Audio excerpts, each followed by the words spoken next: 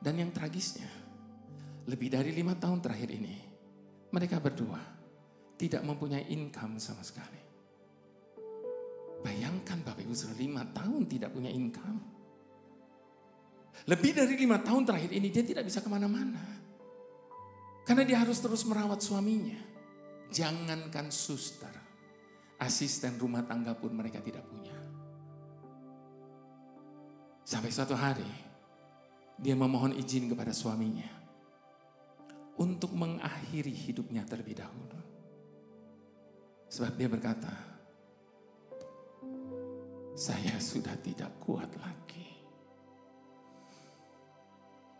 Setiap kali kita sedang diperhadapkan dengan masalah yang besar, tekanan yang berat dalam hidup ini, bukankah sering kali kita berkata, saya sudah tidak kuat lagi. Sepertinya kitalah yang paling tahu batas kekuatan kita. Padahal saat ini dengar baik Bapak Ibu Saudara, yang paling tahu batas kekuatan kita itu adalah Tuhan. Dan dia berjanji, dia tidak akan pernah izinkan sesuatu pun terjadi dalam hidup kita yang akan melampaui kekuatan kita untuk menanggungnya. Itu sebabnya jangan pernah berkata saya sudah tidak kuat lagi. Sebab kalau betul-betul kita sudah tidak kuat lagi, tidak mungkin Tuhan masih izinkan itu terjadi. Sebab itu janji Tuhan, tidak akan pernah melampaui. Namun sebaliknya Bapak Ibu Saudara, kalau hal itu masih terjadi dalam hidup kita sampai hari ini, itu karena dia memandang kita masih cakep. Kita masih kuat. Dan sementara itu dia akan tambahkan lagi kekuatannya bagi kita. Engkau mungkin protes dan berkata, tapi kenapa kok saya ini berat begini? Kenapa dia tidak seberat apa yang saya alami? Jawabannya sederhana Bapak Ibu Saudara.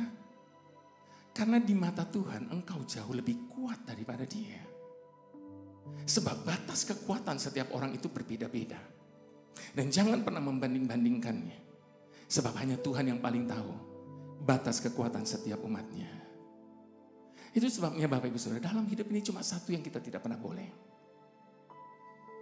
Yaitu menyerah kepada keadaan. Tapi satu yang kita harus, menyerah kepada kehendak Tuhan. Sebab dia tahu jauh lebih baik daripada setiap kita. Izinkan dengan hormat sekali lagi saya jemput Bapak Ibu Saudara bangkit berdiri di hadapan Tuhan. Mohon maaf ya Bapak Ibu Saudara, saya harus tekankan ini. Bahwa saat ini saya tidak sedang mengajak Bapak Ibu Saudara untuk sekedar nyanyi bersama dengan saya. Sebab tempat ini bukan karaoke.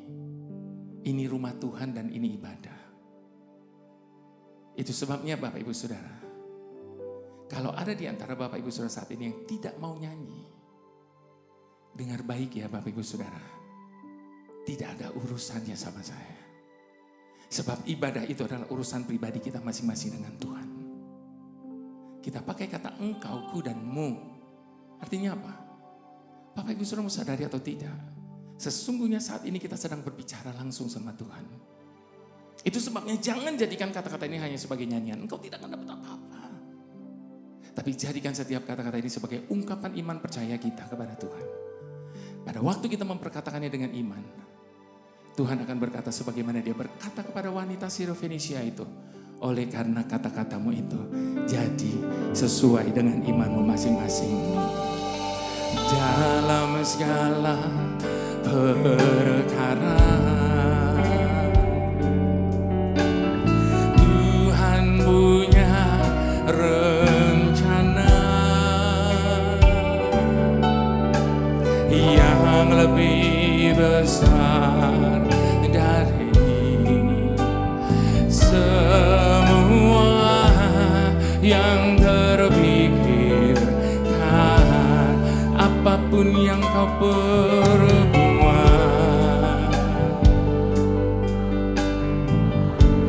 Kami percaya tak ada maksud jahat, sebab itu Tuhan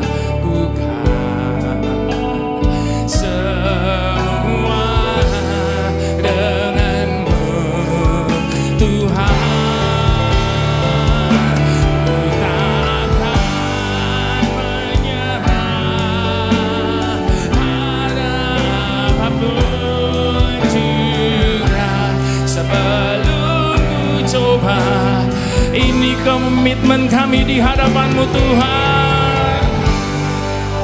Mari kita mau angkat kedua tangan tanda berserah kepada Tuhan.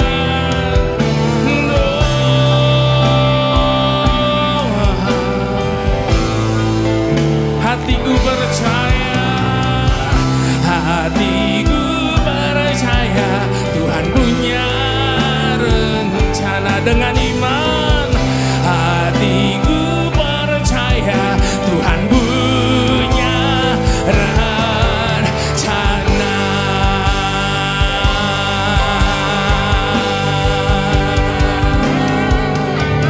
Allah mengerti, Allah peduli segala persoalan yang kita hadapi. Takkan pernah dibiarkan ku bergumul sendiri, sebab yang tidak keberatan angkat kedua tangan tinggi-tinggi, katakan, oh, Allah mengerti, Allah peduli segala persoalan yang kita hadapi. Takkan pernah dibiarkannya ku bergumul sendiri, sebab Allah mengerti, sebab Allah mengerti, sebab Allah peduli, sebab Allah peduli.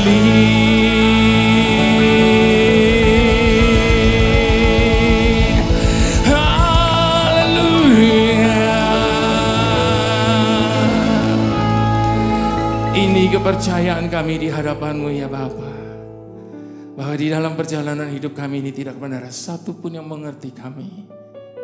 Tidak akan pernah ada satu pun yang peduli dengan kami. Sebagaimana Engkau Allah mengerti setiap kami. Sebagaimana Engkau Allah mempedulikan hidup setiap kami. Dan itu sudah lebih daripada cukup bagi kami.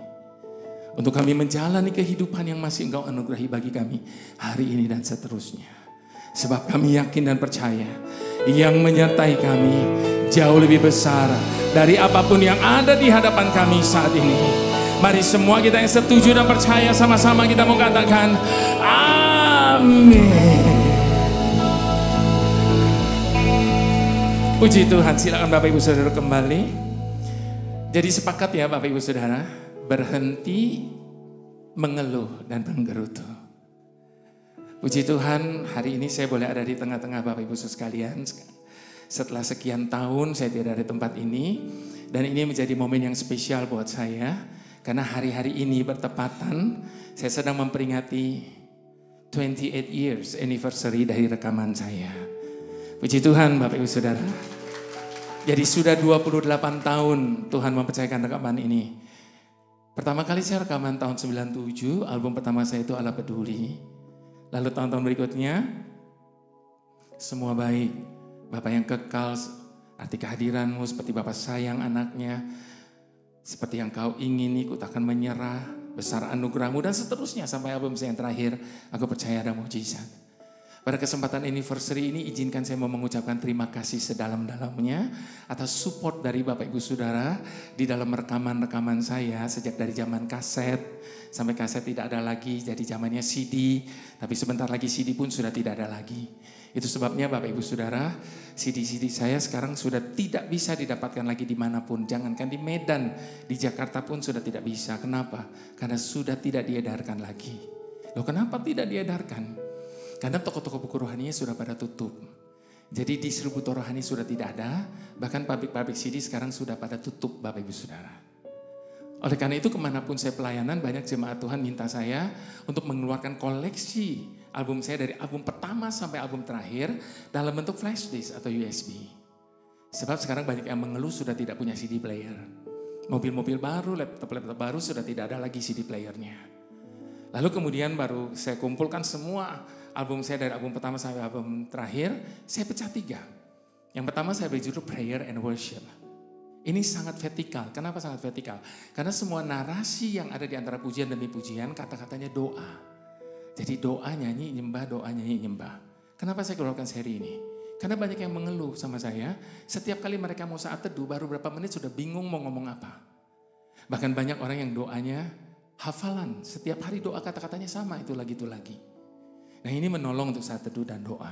Yang kedua encouragement. Sesuai dengan judulnya, ini sangat horizontal. Karena semua narasi yang ada di antara pujian demi pujian, kata-katanya untuk membangun iman orang yang sedang mengalami banyak pergumulan, tantangan. Seperti apa yang saya sampaikan pada malam ini. Nah Bapak Ibu Saudara yang ketiga, All the Best. Jadi kumpulan semua lagu-lagu yang dikenal di dalam album saya selama 25 tahun rekaman saya terakhir ini.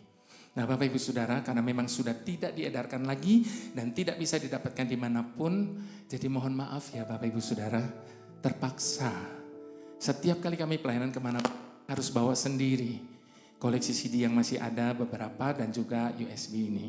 Sebab barangkali saja ada di antara Bapak Ibu Saudara yang senang untuk mengoleksi album-album saya.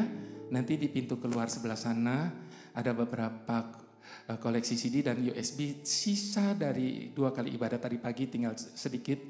Dan saya berdoa biarlah itu menjadi teman saat teduh Bapak Ibu sekalian. Nanti kalau Bapak Ibu lagi saat teduh dengar album saya lalu ingat sama saya, jangan lupa terus doakan saya. Tuhan memberkati Bapak Ibu sekalian. Shalom.